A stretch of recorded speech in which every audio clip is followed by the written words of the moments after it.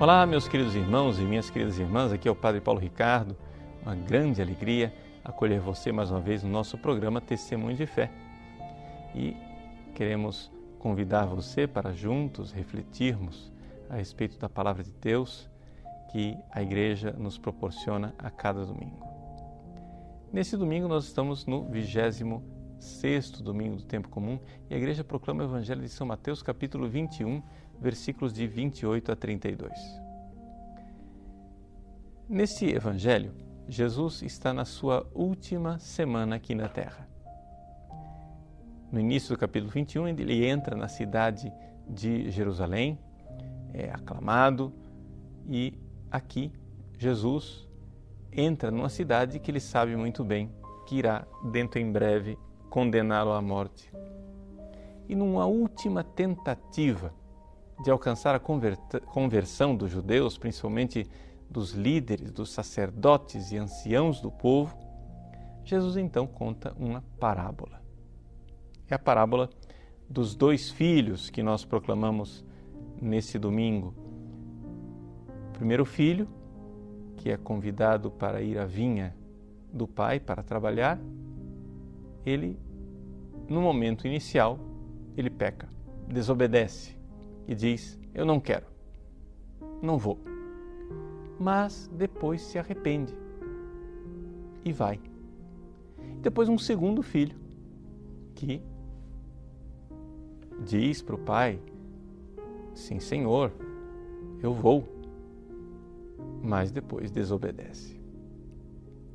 Jesus conta esta parábola porque ele quer aqui que os sacerdotes e os anciãos se arrependam. Ele usa uma técnica de fazer com que eles emitam o juízo a respeito destes dois filhos, para que uma vez que eles condenam o filho desobediente, eles enxerguem que essa parábola na verdade era um espelho e que eles estavam condenando a si mesmos. Veja, é interessante que essa técnica que Jesus está usando aqui foi usada com bastante eficácia no Antigo Testamento, quando o profeta Natan contou aquela parábola para Davi, depois do seu pecado com Betsabeia. Você se lembra do episódio? Davi pecou, engravidou uma mulher que não era dele, depois para escapar, para se livrar da condenação social, ele então provoca a morte do marido legítimo, se casa com a viúva para então dar uma coloração de legitimidade para o filho e para a gravidez que nasceu dele. Pois bem, o profeta Natan conta uma parábola para Davi. E a parábola do homem que tinha sua única ovelhinha. Um ricaço vem, mata a única ovelhinha que ele tem e Davi, ao ouvir aquele crime, fica indignado e diz: esse homem merece a morte. O profeta Natan, então, nesta hora, pronuncia a palavra fatídica: este homem és tu. Pois bem, era o que Jesus pretendia fazer com estes sacerdotes e anciãos do povo. Contar uma parábola para que eles fossem pegos no seu próprio julgamento. E é aqui que nós encontramos a chave de leitura do amor de Cristo, que aqui desmascara os sacerdotes e anciãos do povo, embora seja um desmascaramento doloroso, mas é por amor, porque Jesus quer o arrependimento e a mudança deles. Quer que eles se arrependam. E a palavra arrepender-se aqui ela é fundamental. Veja que no Evangelho, versículo 29, Jesus diz assim que o filho que respondeu não quero, depois se arrependeu e foi. A palavra arrependeu aqui é importante. Infelizmente a nossa tradução litúrgica do Brasil usa a expressão mudou de opinião. Mas não é bem isso, porque esse mesmo verbo que é usado aqui para dizer mudou de opinião ou se arrependeu, é o verbo grego metamelomai, também é usado logo em seguida, no versículo 32, a respeito dos chefes dos judeus. Ele diz assim: vós, porém, não vos arrependestes para crer nele. Então, é o mesmo verbo, que aqui aparece como arrepender. Então, por coerência de tradução, a gente deveria traduzir tanto o versículo 29 como o versículo 32 com a palavra arrepender. Eles se arrependeram, né?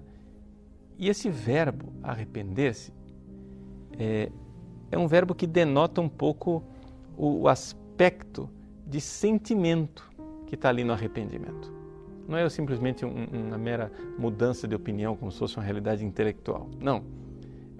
Metamelomai quer dizer isso, quer dizer uma mudança, sim,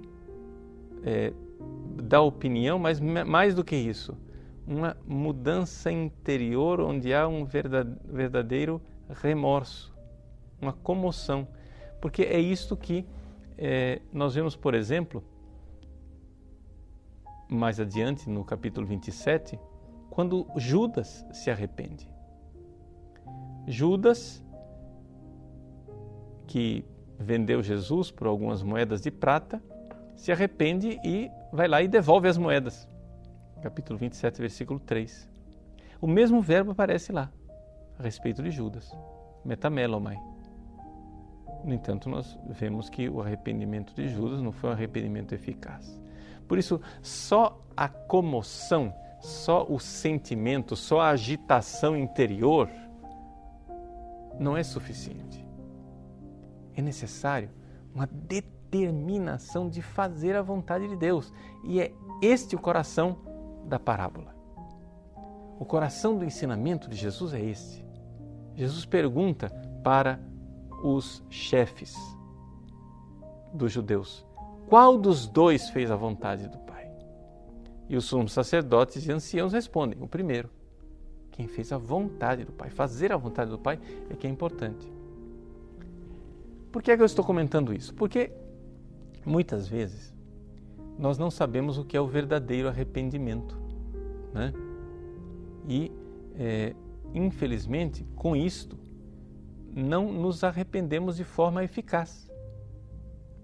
Santo Tomás de Aquino, na sua Suma Teológica, na terceira parte, questão 85, artigo 1º, ele pergunta se a penitência é uma virtude, ou seja, se o arrependimento é uma virtude. E ele, na sua sabedoria e clareza escolástica, diz o seguinte: olha, depende, porque a palavra arrependimento é usada em dois sentidos. O primeiro sentido é arrependimento enquanto sentimento, ou seja, paixão, né? Aí não é virtude nenhuma, porque é simplesmente uma comoção interior, ele afeta o apetite sensitivo, não é? Então, quando você tem sentimentos, sentimentos não são virtuosos, não são fonte de virtude. Podem ser fonte de neurose, se você quiser, né? De complexo de culpa, mas não de virtude. Então, não basta simplesmente sentir-se mal.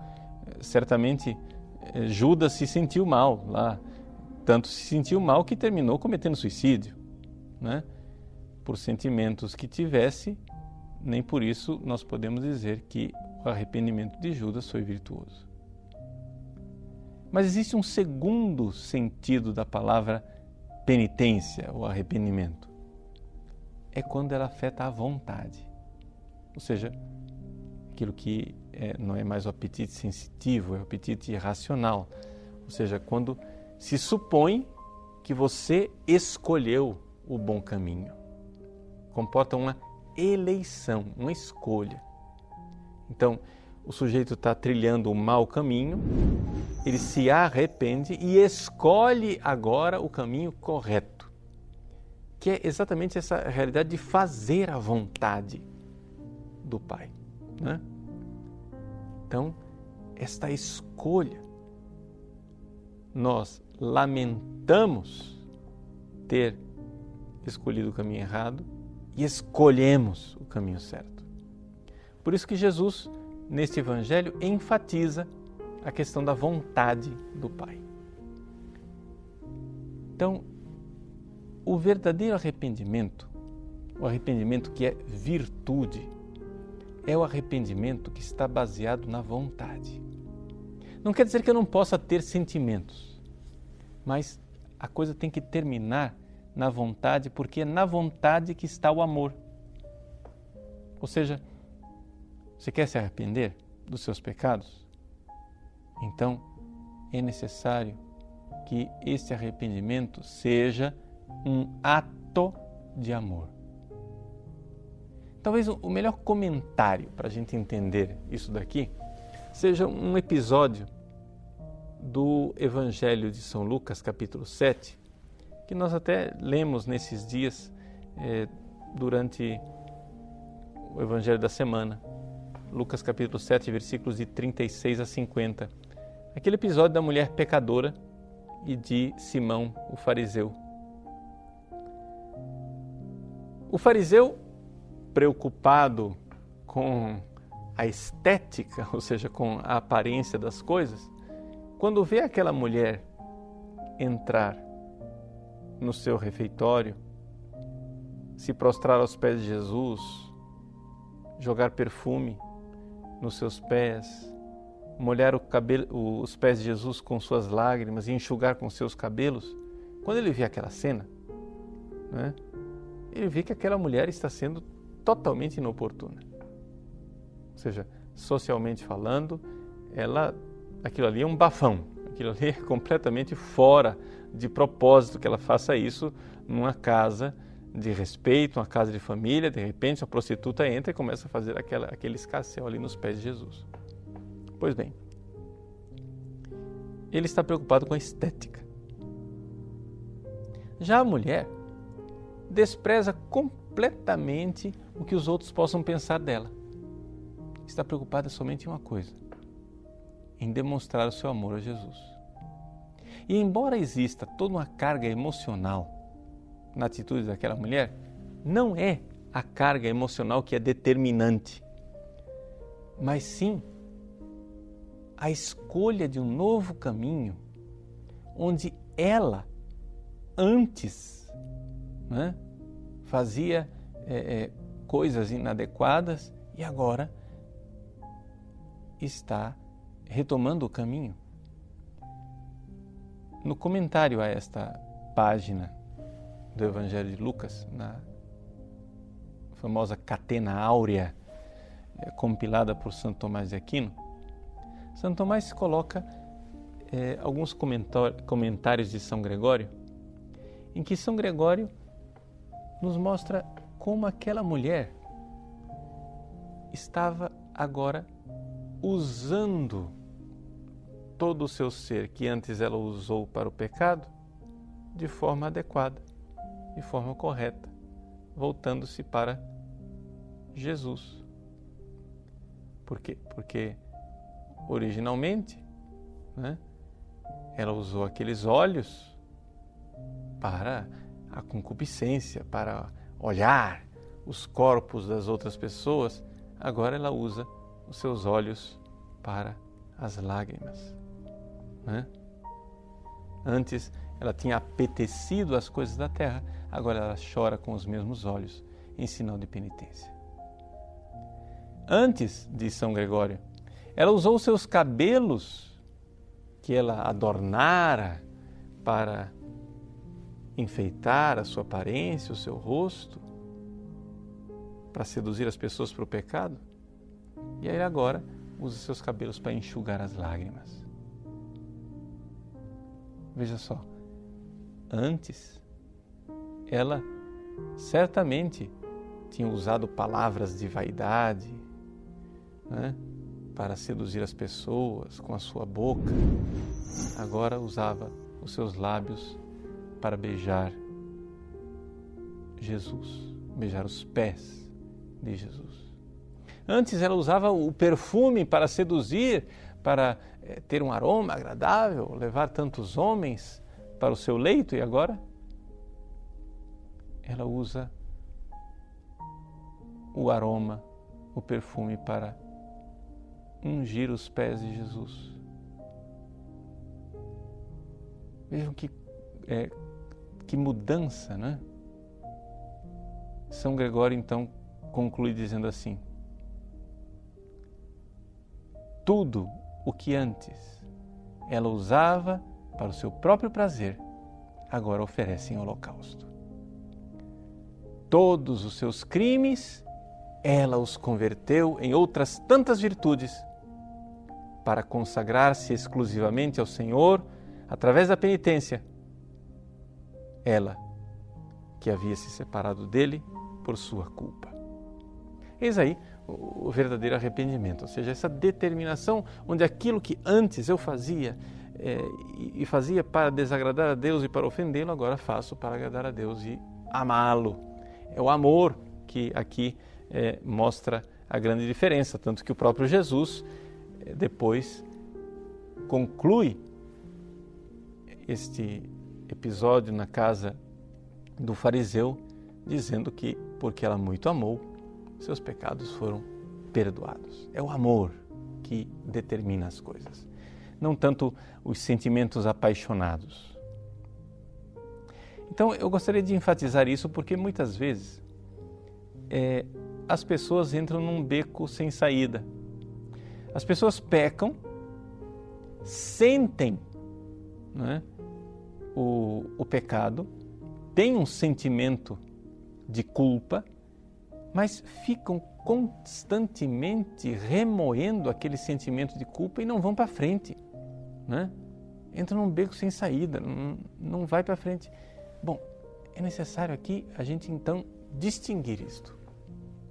Não se trata aqui de ficar alimentando a paixão, ou seja, ficar alimentando sentimentos, mas trata-se aqui de determinação, determinar-se de não mais seguir aquele caminho onde antes eu deliberadamente usava todo o meu ser, meus olhos, meus cabelos, meus lábios, perfumes, para a maldade e para seduzir, e agora me determino de usar tudo isso agora para o bem, para amar a Deus, para servi-lo, para honrá-lo.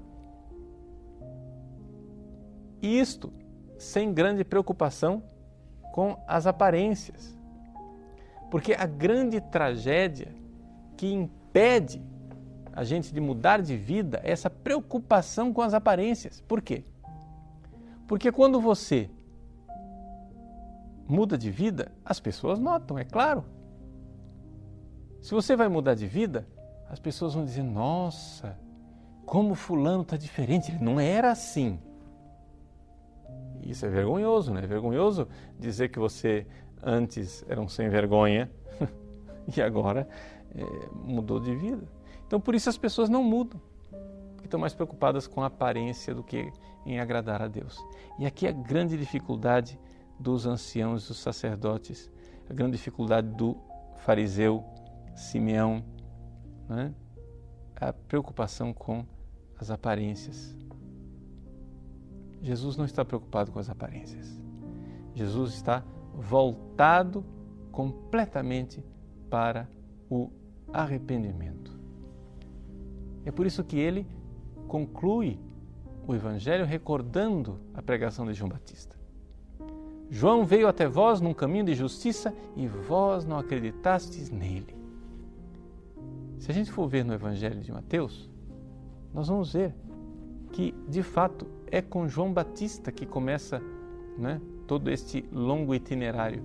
Lá no capítulo 3 de Mateus, no versículo 2, no versículo 6, no versículo 8, a gente vê a pregação de João Batista: o reino de Deus está próximo, arrependei-vos, convertei-vos, né? E as pessoas se faziam batizar, as pessoas arrependidas mudavam de vida. E é exatamente este grupo de pecadores públicos arrependidos que mudaram de vida que depois começaram a seguir Jesus. Nós vemos que Jesus, por exemplo, no capítulo 9 de Mateus, né, está ali à mesa, do publicano Mateus junto com pecadores públicos. No capítulo 11 de Mateus, Jesus diz: olha, João Batista não comia e não bebia, disseram que ele era louco. Eu como e bebo, vocês dizem que eu sou um beberrão, amigo dos pecadores. Então Jesus, desde cedo, se senta na mesa com Mateus, se senta com os pecadores. A gente vê que também no Evangelho de Mateus nós temos essa constante de Jesus se abrir para os pecadores, apesar daquilo então ser para ele fonte de, digamos assim, mal interpretação por parte dos fariseus, dos anciãos, dos chefes do povo. Mas Jesus não está preocupado com as aparências. E está preocupado com o amor. E aqui nós vemos também que ele faz um convite a que nós também não nos preocupemos com as aparências. Porque as aparências enganam, as aparências não são realmente aquilo que é fazer a vontade do Pai. O primeiro filho, aparentemente, desobedeceu, de fato, disse não ao Pai, mas depois fez a vontade. O outro, aparentemente, obedeceu, mas depois manifestou-se como um verdadeiro rebelde. A gente precisa realmente abandonar esta religião das aparências para nos concentrarmos no verdadeiro amor a Deus. Eu vejo muitas vezes que nós, que somos bons católicos, queremos estar unidos à tradição da igreja, muitas vezes perdemos uma energia enorme com essa coisa de aparência. Eu me lembro, por exemplo, quando eu era adolescente, eu cresci, minha vocação nasceu vendo fotos do meu pai de batina, porque meu pai foi seminarista e eu via fotos do meu pai de batina e eu queria ser padre quando crescesse. Mas essa admiração infantil, que inicia com uma admiração estética, depois foi se instalando dentro de mim como uma espécie de doença. Eu me lembro que quando eu era adolescente, enquanto outros já deixavam as brincadeiras de criança, de brincar de missa, eu continuava brincando dentro do meu quarto. Eu me fechava, fazia com lençóis, paramentos para mim, etc. Eu cheguei até a fazer uma mitra de papelão, me olhava no espelho com aquela mitra na cabeça, porque não somente queria ser padre, eu queria ser bispo, queria ser importante. Mas no fundo, o que é que havia ali? Havia uma preocupação com exterioridades que no fundo era uma falta de amor próprio. Ou seja, eu não me amava e eu não me achava amado por Deus. Por isso eu precisava de um personagem. Eu precisava de uma máscara, um personagem hipocrités para me sentir amado. Quem sabe com a mitra na cabeça, com um belo título, eu estaria amado. Bom, nós somos chamados a abandonar isso, a rasgar a mitra de papelão e viver a religião da verdade do coração. Hoje, com 22 anos de padre, eu continuo usando batina, mas peço a Deus que me livre sempre da máscara, me livre do papelão e faça com que a minha religião seja uma religião de coração. É um desafio sempre. É um desafio porque a nossa tendência de nos preocuparmos com a aparência social de ser esse filho que diz eu vou e depois não vai, é muito grande. Por isso batemos no peito e nos determinamos com verdadeiro arrependimento. Não é questão de ficarmos explorando sentimentos, simplesmente. Um sentimentalismo Não, trata-se de verdadeiro amor, uma determinação, mesmo que signifique passar por um vexame público. Mudemos de vida, que as pessoas notem que você mudou. Não se preocupe com o que dirão. Mude o coração e as atitudes vão mudar também. Deus abençoe você. Em nome do Pai, e do Filho, e do Espírito Santo. Amém.